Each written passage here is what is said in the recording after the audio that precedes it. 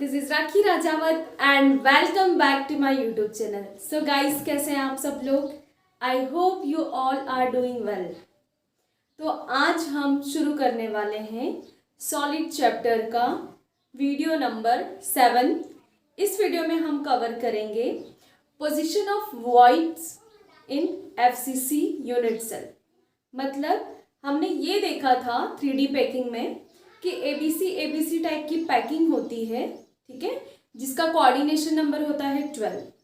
तो उसमें दो टाइप के वॉइड्स होते हैं, एक तो टेट्राहेड्रल होता है और एक ऑक्टाहेड्रल। तो एफसीसी में टेट्राहेड्रल की क्या पोजीशन होती है और कितने नंबर ऑफ टेट्राहेड्रल वॉइड्स होते हैं, एंड एफसीसी में ऑक्टाहेड्रल की क्या पोजीशन होती है और कितने ऑक्टाहेड्रल वॉइड्स प्रेजेंट होते हैं। This is most important topic और इससे बहुत सारे क्वेश्चंस कवर होते हैं आपके सीबीएसई बोर्ड में भी एंड जेईई और नीट में भी। ओके, सो इस लेक्चर को शुरू करने से पहले अगर आप इस चैनल पर नए हैं या अभी तक आपने चैनल को सब्सक्राइब नहीं किया है तो वीडियो को एंड तक देखें, and if you like the video then please subscribe to my channel, and if you think this content is useful and helpful, then please share with your friends. So now let's get started.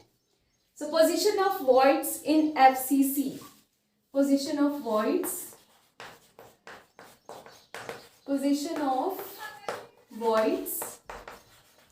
in FCC. Position भी देखेंगे और number of voids भी देखेंगे कि कितने होते हैं.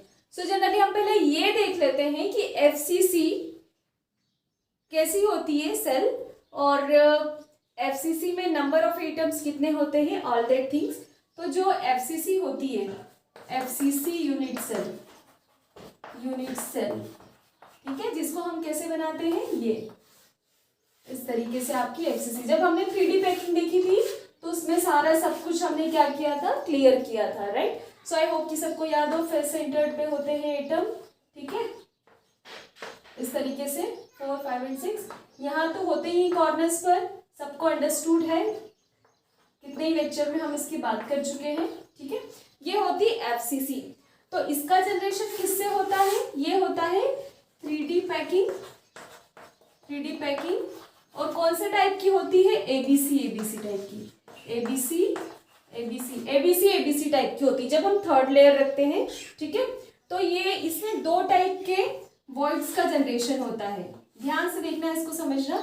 हमने पहले भी देखा था दो टाइप के वॉइड्स का जनरेशन होता है. एफसीसी कब जनरेट होती है, जब 3D पैकिंग होती है और वो एबीसी टाइप का क्रिस्टल होता है. तो उसमें दो टाइप के वॉइड बनते हैं. एक तो बनता है टेट्राहेड्रल और एक बनता है ऑक्टाहेड्रल. हमने इसके पहले जब डिस्कस किया था कि 2D से इसका जनरेशन कैसे होता है, तो हमने देखा था कि एक सी टाइप की क्रिस्टल वॉइड बनता है जो कैसा होता है, टेट्राहेड्रल. और एक जो ट्राइगोनल बचता है, उसी ट्राइगोनल पर एक दूसरा 3 और क्या आ जाते हैं, एटम आ जाते हैं, तो वो ऑक्टाहेड्रल बनाता है, ठीक है. तो टेट्राहेड्रल हमने ऑलमोस्ट कैसा देखा था, इस तरीके से देखा था हमने. ये एटम पर ये 3 एटम इस तरीके से 1, 2 एंड ये 3. तो ये क्या है, टेट्राहेड्रल वॉइड. टेट्राहेड्रल इस तरीके से हमने देखा था इसका स्ट्रक्चर, ठीक है. ऑक्टाहेड्रल में क्या होता है कि ये 3 एटम होते हैं और 3 एटम पर जब थर्ड लेयर रखते हैं तो 3 और एटम आ जाते हैं इस तरीके से. ये 1, ये 2 और ये 3. ये देखो आप, मतलब एक तो ट्राइगोनल इसका था और एक ही दूसरे का. इसको थोड़ा सा देखते हैं. ये एक का ट्राइगोन हुआ, ठीक है, 3 एटम का, और ये दूसरे का. तो कुछ इस तरीके से स्ट्रक्चर स्टार टाइप बनता है, ठीक है. क्या होता है ये, ऑक्टाहेड्रल वॉइड. कौन सा वॉइड होता है, octahedral void, and this is tetrahedral void, right. तो 3D पैकिंग एबीसी टाइप की होती है जो एफसीसी क्रिस्टल का जनरेशन करती है. ये हमने पैकिंग में देखा था. दो टाइप के वॉइड बनाती है, tetrahedral void and octahedral void. Tetrahedral इस तरीके से होता है, एक ये टेट्राहेड्रल मतलब 4 एटम, 3 एटम के ऊपर एक चौथा एटम रखते हैं तो टेट्राहेड्रल शेप बनाता है वो, ठीक है. 3 एटम पर दूसरे 3 एटम जब आते हैं दूसरी लेयर के तो वो ऑक्टाहेड्रल वॉइड का फॉर्मेशन करता है. ये दोनों प्रेजेंट होते हैं इस सेल पर. तो हम ये देख लेते हैं कि इनकी पोजीशन क्या होती है और कितने नंबर ऑफ वॉइड इस सेल में प्रेजेंट होते हैं यूनिट सेल में। सो let's C first tetrahedral void को देख लेते हैं। आई होप कितना समझ में आया होगा, जो बेसिक है पूरा, जो हमने इसके पहले वाले लेक्चर में कवर किया, इसके पहले से पहले जब पैकिंग पड़ी थी तब कवर किया था हमने। ठीक है, तो हम देख लेते हैं किसकी पोजीशन, टेट्राहेड्रल की पोजीशन। इससे काफी कुछ एमसीक्यू क्लियर होते हैं। ठीक है, तो देखिएगा ध्यान से, इसको बहुत ही सिंपल लैंग्वेज में हम पढ़ेंगे, आपको एक बार में क्लियर हो जाएगा। ठीक है, position of tetrahedral void, tetrahedral void. ठीक है, टेट्राहेड्रल वॉइड कहाँ पर होता है, एफसीसी में।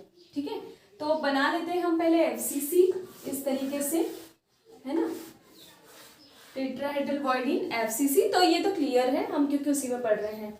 ठीक है, थोड़ा ठीक से बना लेते हैं। आप नोट्स बना सकते हो, है ना, इस जो भी यहाँ पर बोर्ड पे मैं लिखती हूँ उससे, अगर लगता है कि आपके लिए हेल्पफुल रहेंगे तो। ठीक है, हम ये देखते हैं कि देखो इस तरीके से मैं कोई एक कॉर्नर लेंगे। ठीक है, तो यहाँ पर तो होते ही होते हैं। ठीक है, 1 2 3 4 5 6 7 एंड 8। ठीक है, फेस के सेंटर पर क्योंकि एफसीसी पढ़ रहे हैं तो देखो यहाँ होता है, यहाँ होता है, यहाँ होता है, यहाँ होता है।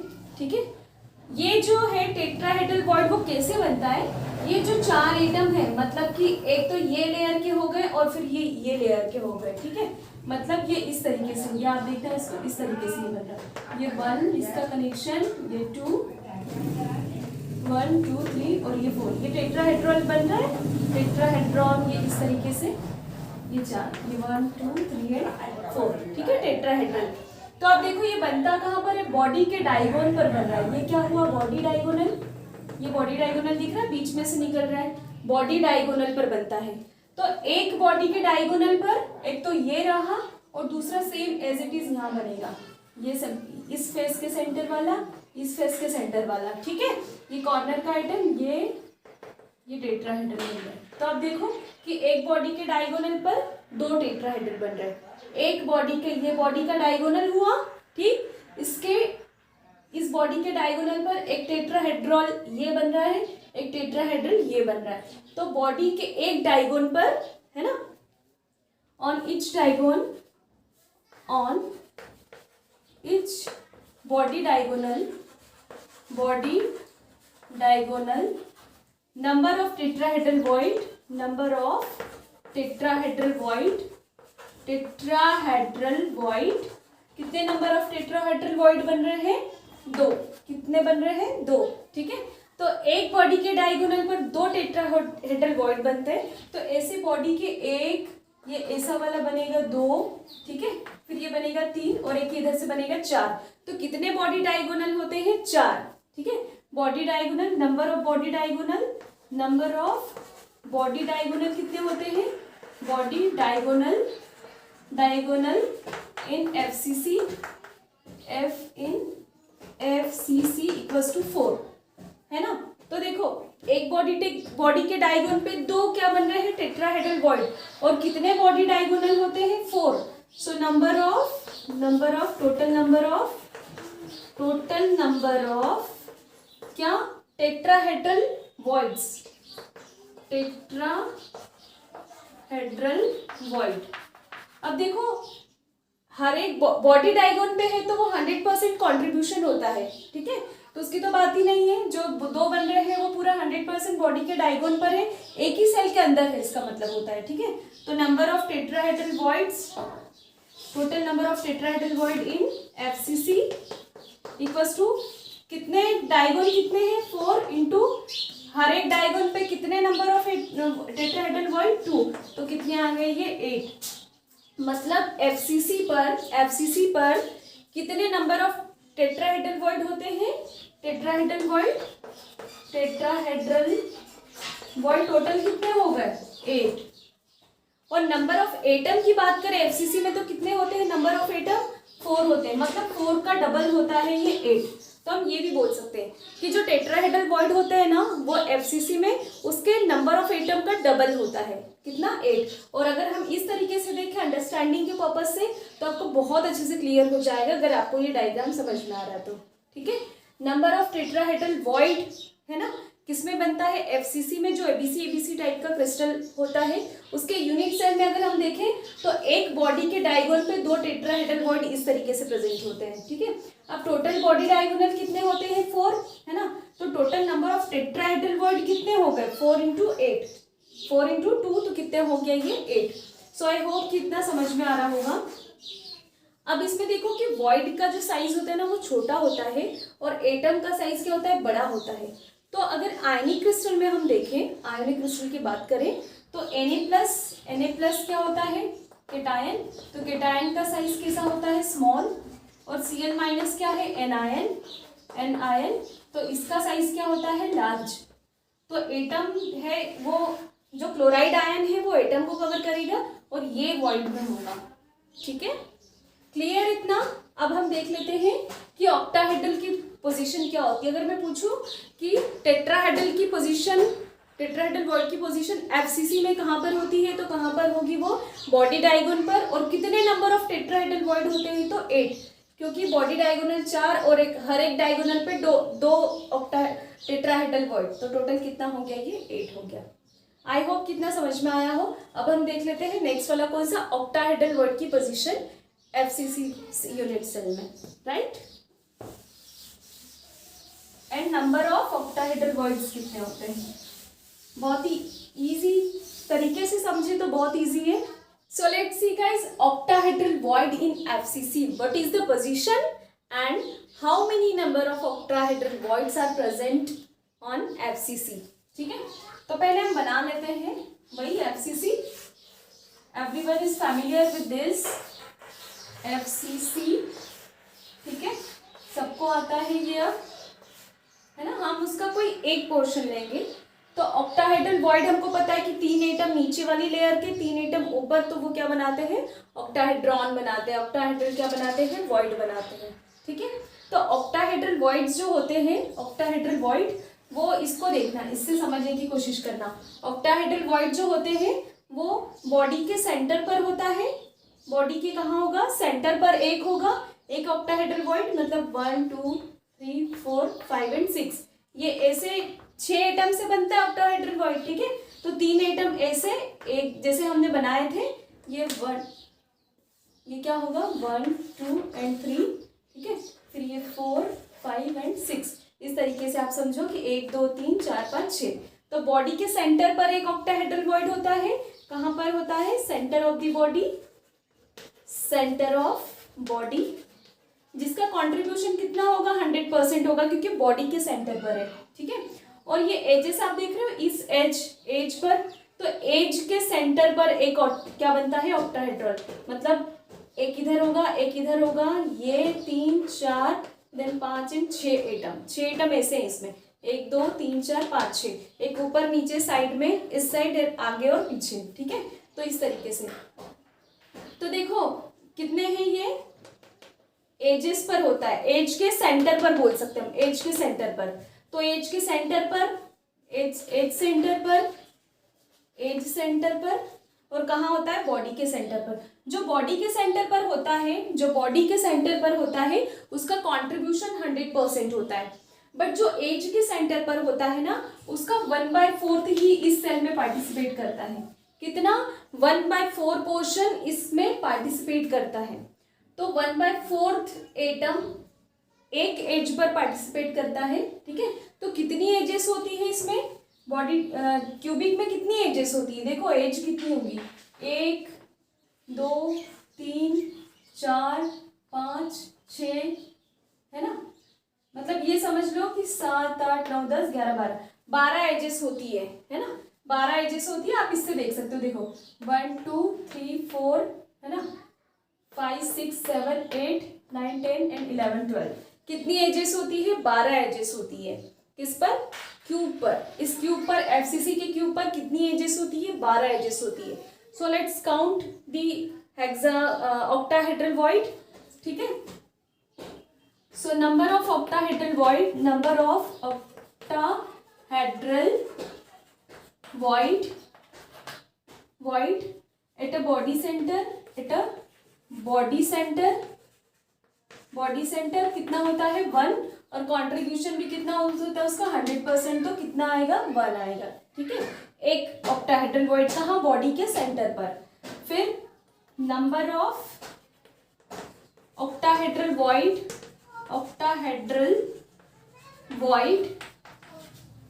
Eight centre of the edge, FCC के एज के सेंटर पर क्या होते हैं, ऑक्टाहेड्रल वॉइड।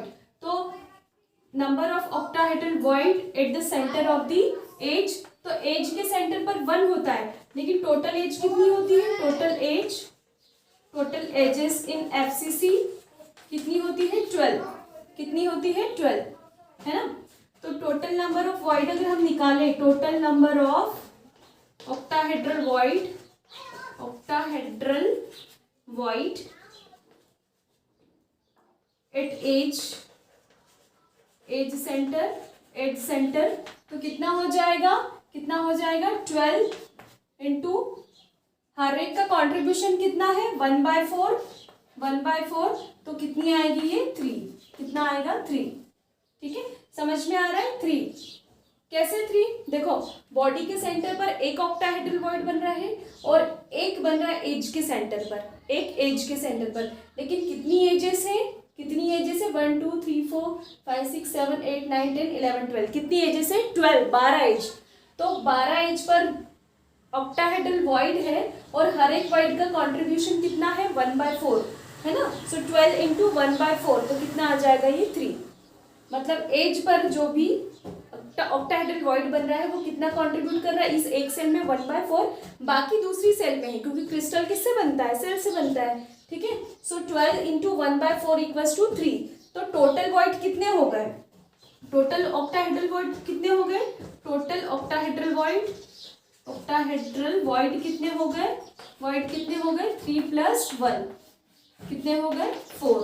ठीक है, कितने हो गए 4 हो गए। क्लियर हो रहा है क्या, बहुत ईजी है, बहुत ही अच्छे से देखो, इसको डायग्राम देखना है ना। ऑक्टाहेड्रल वॉइड की पोजीशन कहाँ होती है, सेंटर पर। तो सेंटर में जिसका कंट्रीब्यूशन 100% होता है, बनता कैसे ऑक्टाहेड्रल वॉइड, 3 एटम, उसके ऊपर दूसरे 3 एटम होते हैं तो ऑक्टाहेड्रल बनता है। और एफसीसी में सेंटर पर एक बनता है, ठीक है, बॉडी के सेंटर पर एक, तो बॉडी के सेंटर पर एक, उसका कंट्रीब्यूशन 100%, तो 1 ये काउंट हो गया।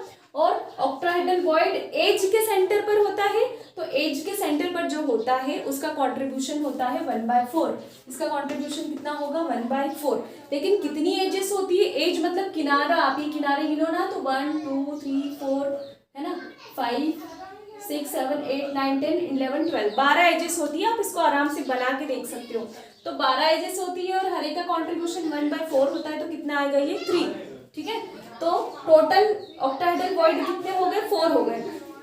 तो आप देखो कि टोटल ऑक्टाहेड्रल वॉइड भी 4 होते हैं, ऑक्टाहेड्रल वॉइड कितने होते हैं 4 होते हैं। और एफसीसी में नंबर ऑफ एटम हमने काउंट किए थे कि फेस के सेंटर पर उनका कंट्रीब्यूशन 1/2 और कहाँ पर होता है, एजेस पर होता है, तो उसका 1, तो इस तरीके से कितना आया था 3 + 1 4। तो इसमें आप देखो कि number of atoms in FCC equals to octahedral void, ये दोनों इक्वल होते हैं, दोनों कितने होते हैं 4 4। लेकिन टेट्राहेड्रल वॉइड इसका क्या होता है, डबल होता है। तो हम लिख सकते हैं 2 इंटू ऑक्टाहेड्रल वॉइड, तो टेट्राहेड्रल वॉइड आ जाएगा कितना 8 आ जाएगा।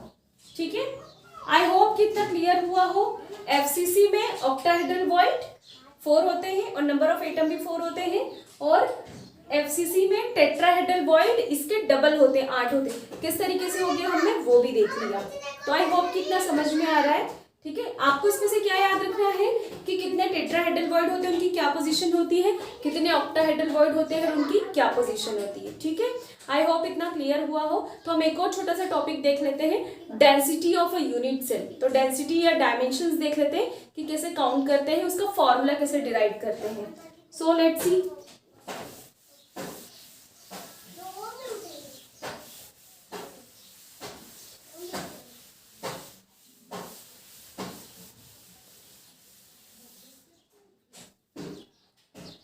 Density of a unit cell,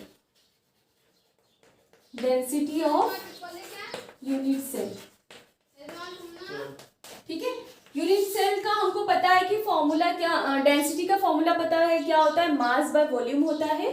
और यूनिट सेल हम देख लेते हैं कि यूनिट सेल में डायमेंशन पैरामीटर्स क्या होते हैं। यूनिट सेल में डायमेंशन मेजर करने के पैरामीटर्स क्या होते हैं, ये हम शायद लेक्चर नंबर 1 या 2 में हमने देखा था कि इसके डायमेंशन पैरामीटर्स क्या होते हैं, 3 डायमेंशन में होता है ये, ठीक है। हम इसको मान लेते हैं कि इस तरीके से ये एक्स, वाई और जेड, ठीक है। एज लेंथ ये जो होती है एक्सिस है, एक्सिस है, और एक्सिस से ये जो लेंथ होगी ना ये कहलाती है एक्सियल लेंथ, एक्सियल लेंथ। तो एक्सियल लेंथ कितनी होती है, एक्सियल लेंथ क्या होती है इनमें, ए बी एंड सी। तो क्यूब में एज लेंथ क्या होती है, इक्वल होती है। हमने पैरामीटर्स देखे थे, डायमेंशन पैरामीटर्स।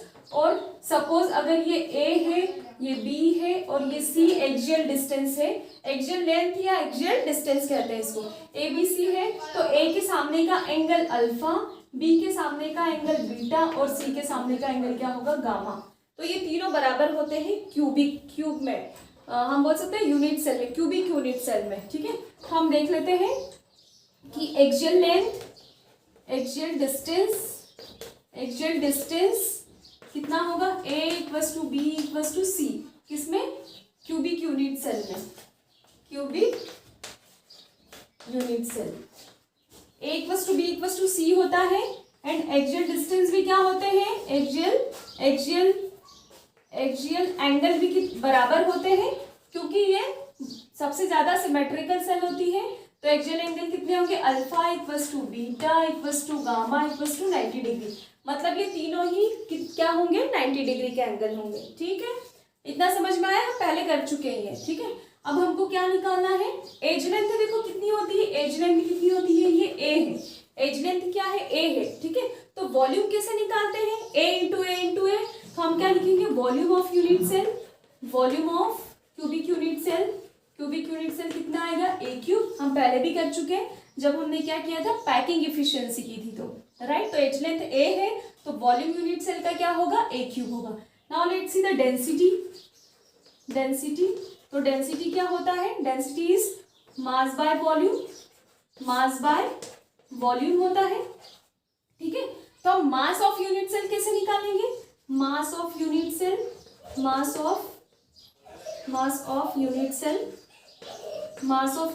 कैसे निकालेंगे हम, मास ऑफ यूनिट सेल जो होता है, this is number of atoms in a unit cell